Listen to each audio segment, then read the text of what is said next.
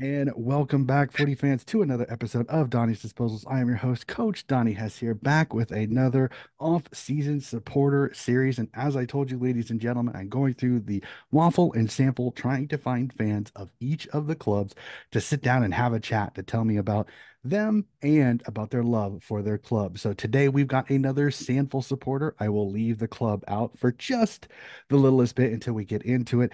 Joining us from Melbourne. So we'll Wodonga. leave it there. Melbourne, Yeah, we have Craig. Craig, thank you for hopping on the podcast today. no worries, mate. Pleasure to be Truly, here. truly appreciate it. So before we get into the footy, before we get into the nuts and bolts of this, I kind of like finding out just the littlest bit about the person that I'm chatting with outside of footy. So if you could, just a little bit about yourself outside of the game of football. Yeah, no worries. I grew up in Adelaide, so I was born and bred South Australian, and and my dad's an accountant, so I followed his path. So my brother did as well. So we're all accountants. So yeah, and so I work remotely for a tech company called X Team, which is amazing. And yeah, love my sport, footy, cricket, basketball, very heavy into NBA, Chicago Bulls, and love my video games and technology. Fantastic. Absolutely love it. So let's hop into it again. Born in SA, SA mad. They love their footy. So I got to ask, what is your favorite thing about the sport of football? Uh, the SNFL is my favorite thing about football, and my team, of course. Fantastic. I love it. So let's go into it. Go into your early loving memories. Give me your earliest footballing memory. Okay, well, it's funny the way I became to support my team was when I was little. My father actually goes for a different team. And when I was five, my one of my mum's friends' husbands said, "You need to go for this team. You need to go for this team." And I don't know why, but I did, and I've been with my team ever since. So ever since I was five, so I can remember having a scarf of my dad's team and then ditching it for my new team. And one of my earliest memories is that I was at a game which was our one of our club players, Peter Carey, was his 400th game, his 400th league game, and my team was taking on my father's team, and we were smashing them. And I remember turning. I was at the fence, and I remember turning around to Dad and giving him the middle finger, and I was only like 6 or 7. I love it. That is fantastic. That is definitely taken over as one of my new favorite stories of how they come to be. So, those that are kind of seated on the YouTube channel, and I know when they see this and they click on this, they'll know this. But really quickly, your club that you support, and I mean, is there anything else besides your dad's friend that helped you become a supporter of this club? Um, my club is the Glenelg Football Club, the Tigers in the SANFL. And no, really, it was just my mum's friend's husband just convinced me. I think at the time, I think they were winning. They won their back-to-back flags in 85, 86. So that was around the time that I did, but I actually wasn't aware of that at the time because I was so young, Mhm. So, but no, I think Tigers, and it just resonated. So I just fell in love with it and have ever since. So I got to ask, as you said, you flipped off your dad at 6 years old. How is the banter and what's the family club? Since they're not Glenelg Tanners, what's the family club and how's the banter when you have family Uh, functions? well, their team, my dad has followed it for years. West Torrens, which is the Eagles, Hmm. but which merged in 1990 to be the Woodville West Torrens. So the Hmm. Woodville Warriors and West Torrens merged. So now they're the Woodville West Torrens Eagles. So the Eagles is my fam, all my uncles and my dad and mum go for the Eagles. Fantastic. Absolutely love it. All right. And just I love finding this because it's always so much fun. Like I said, I'm learning about all of these clubs. And like I said, some of these have really rich histories. Could you just give me a little bit of a history lesson about the Glenelg Tigers? Yeah, they came into existence. I think 1921 was our first year. So they've been around for over 100 years now. So we've only won six flags, unfortunately, but two in the last 4 years, which has been amazing since the previous one to 2019 was 1986. So I had never witnessed one until 2019. So that was it was crazy. But the very proud history, and a lot of players were have been taken by the nasty Victorians and to the AFL, the VFL, AFL and stuff. So, like Stephen Kernahan is Glenelg, born and bred. I think even to this day, his favourite memory was the 1985 premiership with Glenelg, not the Carlton premierships. So stuff like that, Tony McGuinness and Chris McDermott and all those guys, and Graham Corns and all those guys are all Glenelg people. Fantastic. Absolutely love it. All right. Like I said, I'm learning about all of these again. I'm slowly diving into it. What would you consider Glenelg's biggest rivalry and why? Well, I would have traditionally said their biggest rivalry was the Port Adelaide Magpies, Mhm. but I don't know how much you know about Port Adelaide at the moment, but they're in 1997 they put a team into the AFL called the Port Power. Mhm. Um, and a few years ago they changed their SANFL team from the Port Adelaide Magpies. It just says it's still known as the Port Adelaide Magpies, but they removed the Port Adelaide the magpie emblem from their Guernsey, but Mhm. kept the Guernsey the same. So it became a Port Power reserves team. Mhm. So I consider the Port Adelaide SANFL team as null and void, to be honest. So, Mhm. and now that they've requested to join the VFL, I think that's a pathetic move, and I've made my point across on many other forums that they can just go and piss off to Victoria, to be honest. So Yeah, I've had a few discussions with a few people, and I honestly I think that the AFL eventually will almost kind of be forced into making a reserves comp, which it'll be fascinating to see how that goes because I've heard some sample fans are like, good, bugger off. We now we don't have to worry about them whinging, and then there's some people going, if the AFL clubs disappear, then what will happen to it? So there's a lot of discussions there. We won't go into that, but it's very interesting that particular move happened recently, and I've had a few conversations with people that have yeah, well, varied they're opinions basically on our side. destroying their history. Basically, They're basically giving up their history, which is absolutely shocking. yeah, unfortunately. So, all right, we'll go. If I was an old Port Adelaide Magpie fan, I'd be spitting chips. You're probably not the only one to probably think that for sure. So, all right, Yeah, let's go in a little bit happier times. Can you remember the first ever Glenelg Tigers item that you were given or bought? it would have had to have been a scarf because Mhm. back in the late 80s, early 90s, there probably wasn't a lot of other merchandise around at that point in time. Sport merchandising obviously has become a big thing in the last 20 years, but yeah, probably a scarf, a tiger scarf, which I have many of. Mhm. Definitely, for sure. And I know that that's a very popular one with it being a winter sport down there for sure. So I love this because everybody when it comes to sport is different. Everybody fans different. So I love when I do these conversations to kind of find out. I love hearing them describe it. So could you describe your fandom for me? Because I know some people die hard as a negative connotation. So I always kind of leave it up to you. Can you describe your fandom of the Glenelg Tigers for me? My fiance would describe it as obsessive, and she'd probably say Glenelg is your number one love over everything in the whole world. But that they are extremely important to me, and they're probably the one thing that you can press my buttons about, and I can get quite angry about if you're Mhm. especially the either Glenelg or the SANFL. If I see negative connotations towards either of those, I kind of get steamy. But yeah, I just I try to watch even though I don't live in Adelaide anymore. I try to watch every game with the with the league pass and stuff like that Mhm.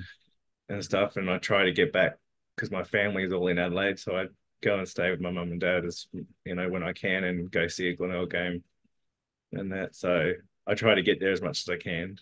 And But nothing yes, wrong with very that. very obsessed fan. There's nothing wrong with that. I appreciate that. I love the passion. It's absolutely fantastic. So the next question that I have, and I love this one because I consider it to like parents picking their favorite child. And I know some people say that they don't. I think parents do. Favorite player of the past that's played for Glenelg and favorite player currently on the Tigers list. Yep. See, I got a little love for Stephen Kernahan. I know he was only there till 1985, but that 1985 grand final, he just completely dominated North Adelaide, and that was brilliant. But Nick Chigwidden is probably my favourite player of the past. I actually met him. It's a funny story. I started university in 1997, and went into the cafe, and I was looking at this guy sitting there, and I'm thinking that looks like Nick Chigwidden. And I went up to him, and it was. And so I sat down, had a conversation with him. He signed an autograph for me and stuff like that, and it was fantastic. So yeah, he's a little nuggety midfielder that has been the club president. So yeah, so he steered us back into premiership contention, which was great. And Fantastic. my current favorite player is probably, oh, there's a lot of them at the moment, but I love Max Proud, and I love our forward man. Like, what's his name? God, I can't. McBean, McBean, Mhm. Liam McBean. So he's actually our new captain for 2024. So because Max Proud retired, but then he's announced he's come back because we recruited so well that he's like, oh, we might win back to back, so he's come back.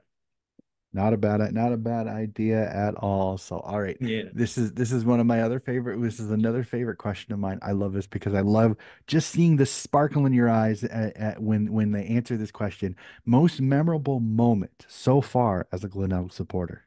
Oh, that's hard. I do love that moment when, as I described to you before, when we are at Peter Carey's 400th game, and I turned around to my father. But a favorite moment would have to be the 2019 grand final, because never actually witnessing a Glenelg Premiership before.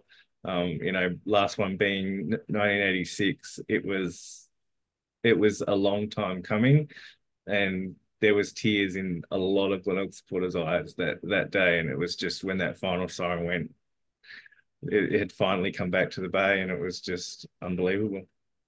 Fantastic. Absolutely love it, which is kind of a funny transition because my next question is thoughts on last season. And as we kind of discussed off mic before, I mean, it's hard to get much better as last year the Glenelg Tigers with an incredible season get another premiership. So you have seen now two premierships in the span of about four seasons. So there's not much better. I mean, I don't know how you can describe it. A premiership season for the Glenelg Tigers. How awesome was last season for the Tigers?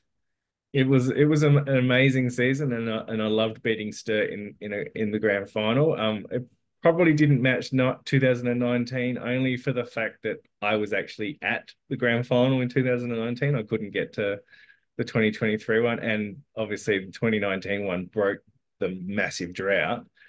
But yes, you're right. It was a dominant performance, which was fantastic. We lost a grand final a couple of years ago, so we've been in three in the last five grand finals and won two of them. So I'm hoping 2024 is back to back and I can be there. Well, that'd be fantastic. We'll definitely see how that goes because I think it'll be a fantastic season for sure. So, as you kind of said, we're in the off season. We're in that nice little area that time. There's still a little ways to go, but we can smell it. It's getting closer. Do you keep an eye on the off season and have how many moves have Glenelg made? Because as you said, somebody coming out of retirement sounds like there's a lot of confidence in the Bay that Glenelg has a good shot for back to back this year. Yeah, I'll subscribe to their Facebook page and everything like that. So all their announcements and stuff I get, and I track their off-season moves. Yeah, we had Will Gould, which was a 2019 Premiership player Hmm. who went to the Sydney Swans after that season. Swan He's stand actually here. he's actually come back to Hmm. Glenelg. the Swans cut him for some reason, and he's come back. So he's keen to have another shot at it. As I said, Max Proud is virtually a recruit for us because he retired at the celebrations of the 2023 Premiership. And then he's like, yeah, okay, I'll come around again. And actually our 2019 Premiership captain, Chris Curran, who left the club after the 2019 Premiership, has decided to come back again. So he's on for another run, and I think that was why Max Proud signed on again, because it's like, Mhm. okay, Chris is back, you know, let's give Chris and Will are back. Let's give this another shake, and I think they've recruited a couple of other nice recruits from around the place, because we've lost two midfielders, um, which were important, including a McGarry medalist. Mhm. So we've had to recruit to fill the void. Yeah, definitely. And one of those with Will Gould is just I just something just didn't click with him in Sydney. I don't know what specifically. I'm not going to dive into it. I wish him all the best. I can't wait to see him go back to Glenelg and have an incredible sample season. Like I said, I cross my fingers that everything works out for him because I enjoyed. I really wish we could have got to see more of him on the field for sure. So I mean, we kind of already discussed this next question. I mean. When I originally wrote this, I put expectations and I really shouldn't, but in this situation, it could be interesting to hear what you say. What are your expectations for next season? I mean, is this one of those you expect a grand final, or are you just crossing your fingers and hoping the Bays have a chance for back to backs? To be honest, I expect them to win every game all the time, Your honesty, I love it. even if we're rubbish. But no, this season with the recruits and with the season we just had, because I don't, like, even though we won the flag, I think it was a far from perfect season. Hmm. Like actually the season that we lost the grand final was probably one of our most dominant seasons ever, but we just stuffed up in the grand final. Hmm. But no, this season I would expect with our coach signing on for another few years, and last year was his first year, so win a flag in his first year is pretty impressive. So Hmm. he's obviously got he's got the skills and he's got the head of the players. So I expect a very measured preparation and shot at another flag. Definitely. It'll be fun to watch this Glenelg Tigers team. If they're anything like they were last year, they're going to be exciting. So I like to have a little bit of fun. I have a few questions that I love these because they make you kind of think a little bit. So I know over here in the States, everybody says, well, I can do the general manager's job or the list manager's job, as they say in Australia. So I have a little bit of fun. For one day, I'm going to install you as the list manager for the Glenelg Tigers. You can poach one player from any of the other clubs in the Sandful. What's that one player that you bring over to the base to help them maybe get another back and get the back to backs in the bag? If I could poach a player, considering we lost two midfielders, I'd probably poach Casey Voss from Sturt, Mhm. because who is actually Michael Voss's son, and people will know Michael Voss from the Brisbane Lions and the Carlton head coach. Mhm. Yeah, his son is a really talented midfielder, so it would be good to just plug him in to our midfield, and I would be unbeatable.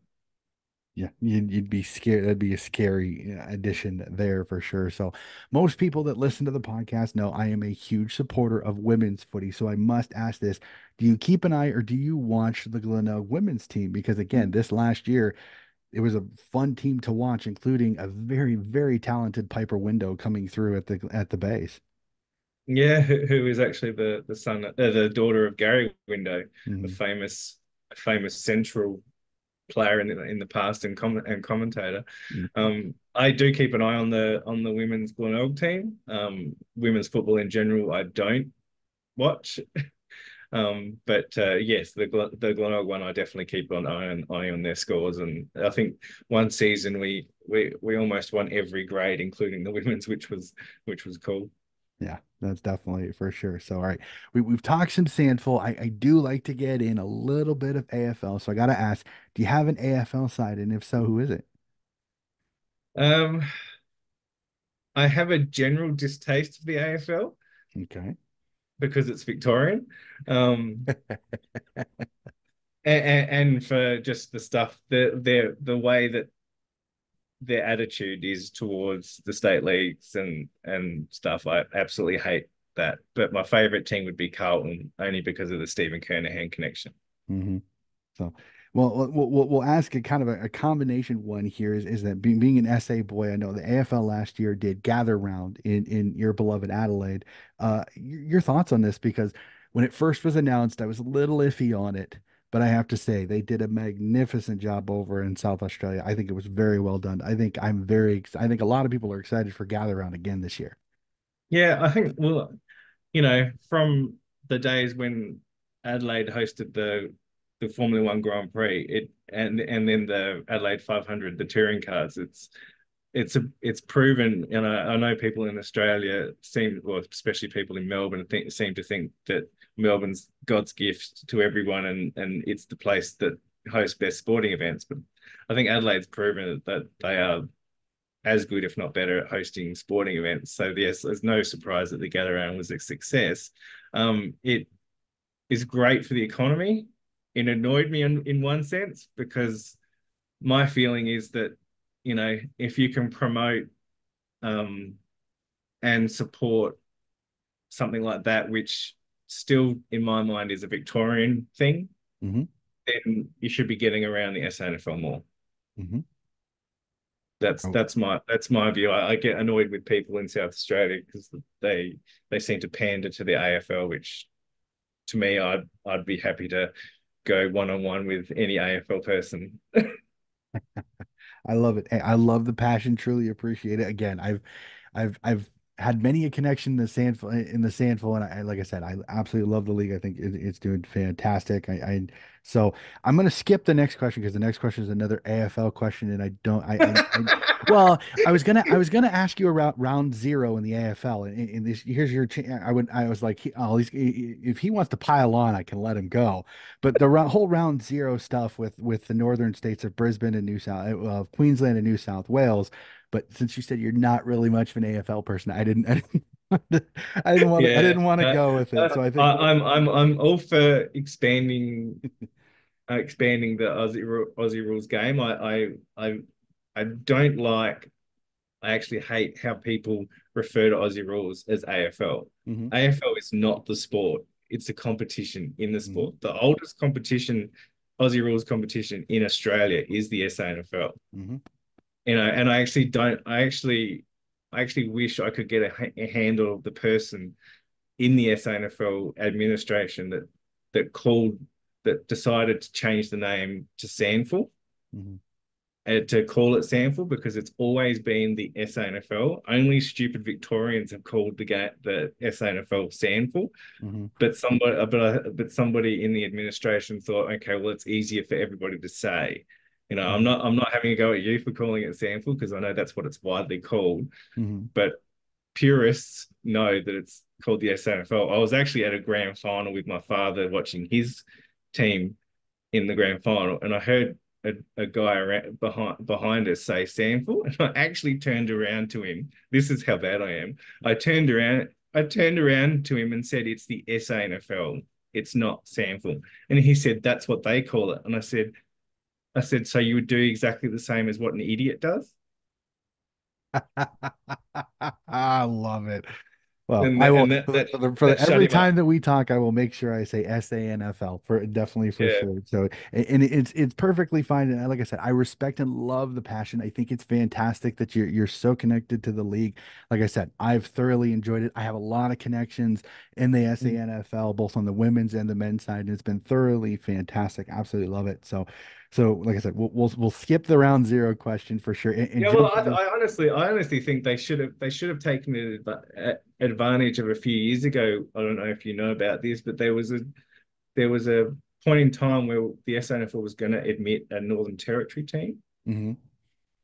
and I think that would have been, now with the new license in Tasmania and stuff like that with the AFL, Mhm. I think that would have been a good opportunity for the SANFL and South Australia to say, okay, back, 5 years ago, if we admitted a team from Tasmania and a team from Northern Territory, Mhm. then you're kind of expanding your own competition as well. as well, Yep. because the SANFL actually stands for South Australian Australian National National Football League. Football Yep. League.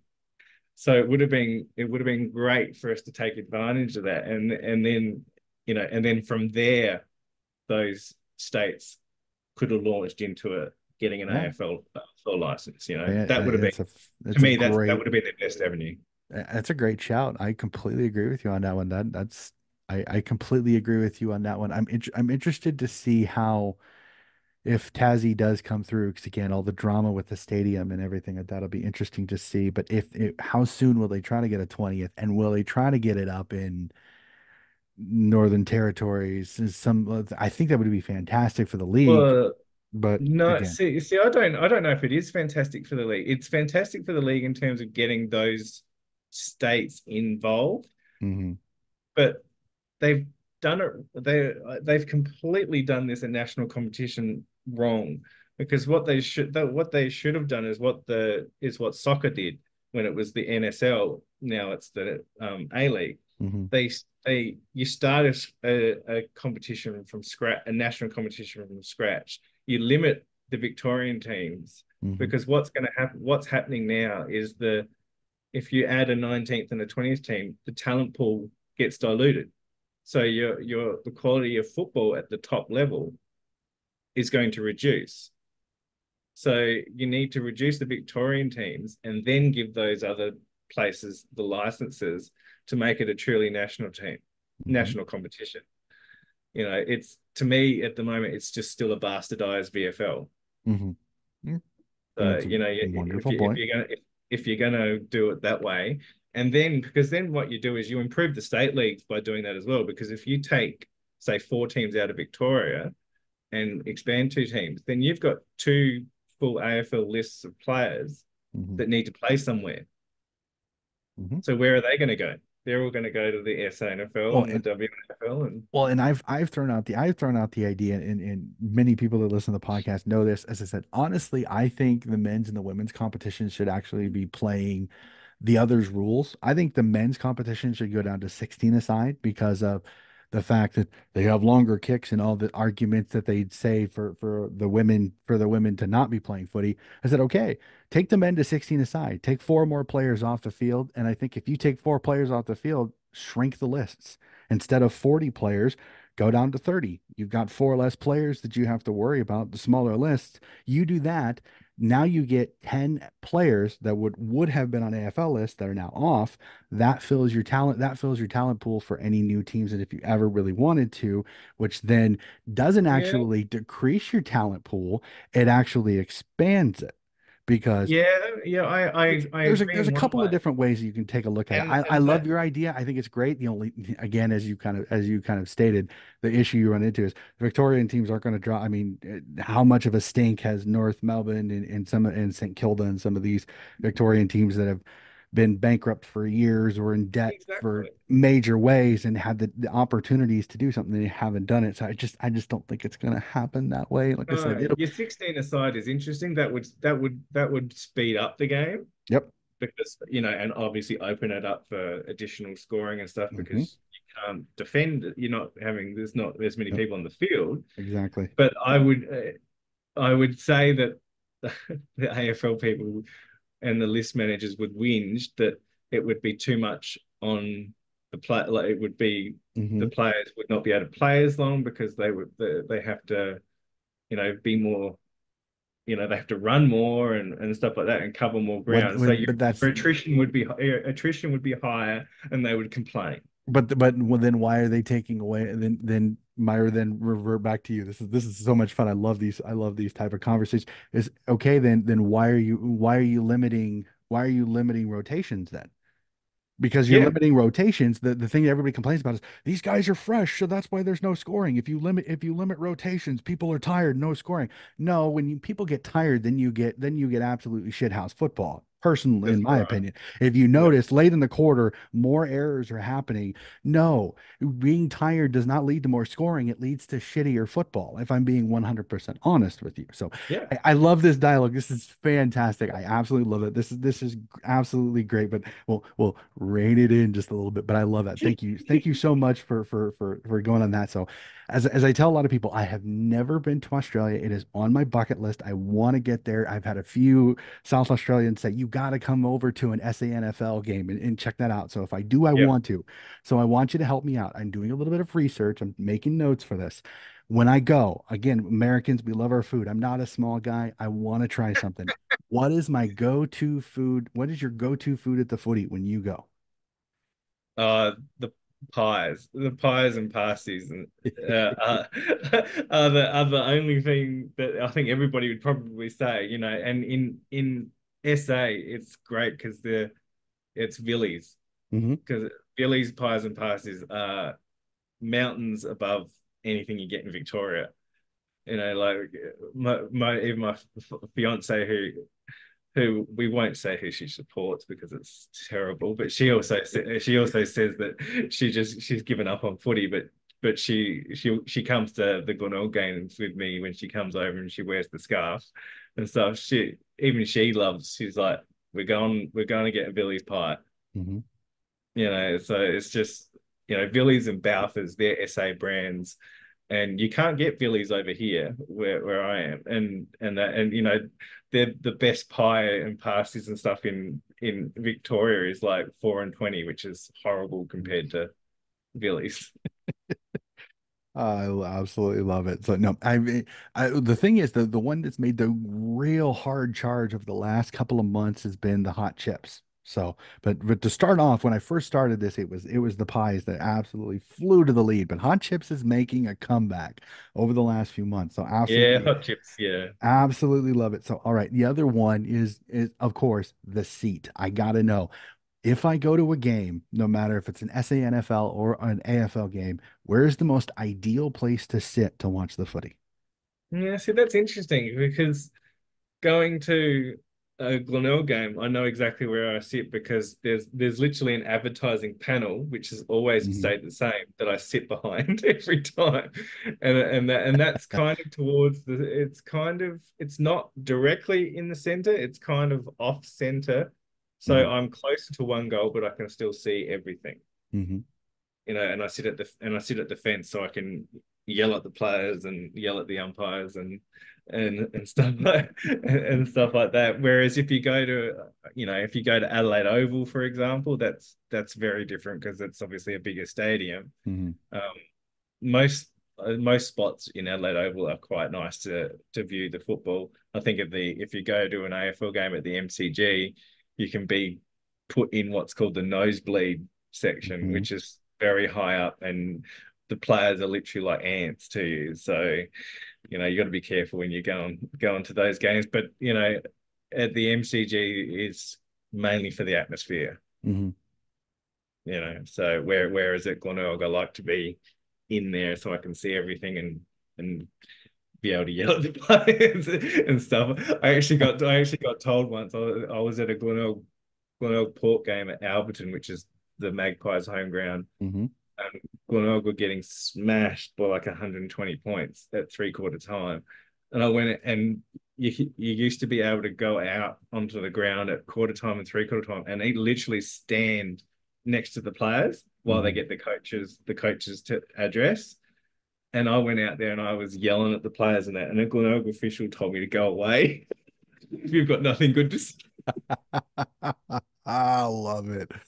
But I appreciate appreciate the passion, even if might have seemed a little bit excessive. Absolutely love it. So, all right, and then the last question, like I said, I'm making almost a list of this, and I'm absolutely loving this because I've been able to find some of them online to be able to watch.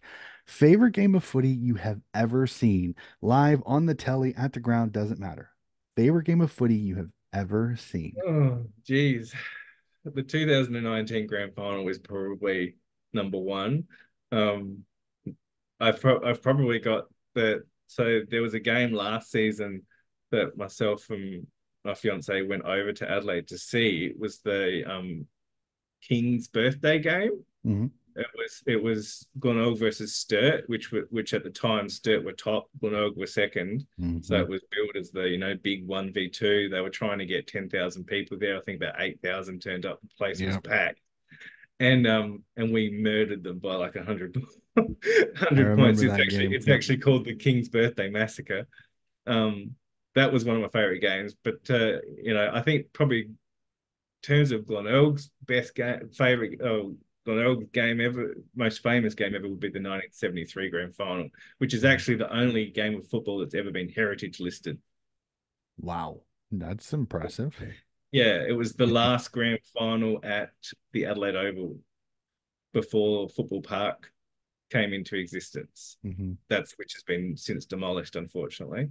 Now they're back at Adelaide Oval, but yeah, it was like 66,000 people there. You couldn't move, Hmm. and Graham Corns won the game with a goal in the last minute, so it's heritage listed. That's insane. That's absolutely fantastic. Thank you for sharing it for me. Well, Craig, that is it for my questions. This has been a fantastic conversation. I love the little spirit and the little discussion that we had in the center. That was absolutely fantastic. I love it. I love talking footy. I love getting to know people's thoughts and opinions on it. I don't think there's a bad opinion on any of it. So I truly appreciate you sharing that for me. But most of all, just thank you for hopping on the podcast and sharing your love for Glenelg. This is fantastic to be able to learn more about these clubs, just the littlest bit more. So I appreciate it. So thank you very much. No worries, mate. Thank you. It's nice talking to you. Awesome. Yeah, I truly appreciate it. That is going to do it for another episode of Donnie's Disposals. Again, keep an eye out. More is still to come. I've got more supporter series chats. We are getting closer and closer to March when the AFL season comes back in. I know my guest may not totally be into that particular part, but we have the the SANFL season, both the women and the men's getting closer and closer. Waffle and Victorian football leagues still coming to go. So keep an eye out. More footy coverage coming back very, very soon. And we will be back again with another episode of Donnie's Disposals very, very soon.